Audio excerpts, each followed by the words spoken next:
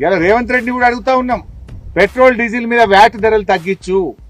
ఇలా ధరలు పెరిగితే అటు కేంద్రం పెంచా ఇటు రాష్ట్రం పెంచా, ఇద్దరి మధ్యలో రైతు నగిలిపోతున్నాడు, పేదవాళ్లు నలిగిపోతున్నటువంటి పరిస్థితి ఉన్నది. ఇవాళ కేంద్రం 3 సార్లు పెట్రోల్ డీజిల్ ధరలు పెంచితే దాని మీద రాష్ట్ర ప్రభుత్వం కూడా పెంచింది. రాష్ట్ర ప్రభుత్వం పేదల మీద ఈ నెలలో పెట్రోల్ డీజిల్ మీద వేసిన భారం 2,000 కోట్ల రూపాయలు.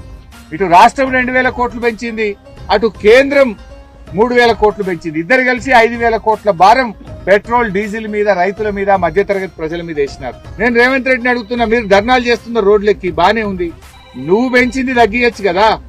రాష్ట్ర ప్రభుత్వం ఏదైతే 27% వ్యాట్ పెట్టిందో ఆ 27% వ్యాట్ ను తగ్గించండి, ఓ 10% వ్యాట్ తగ్గించండి.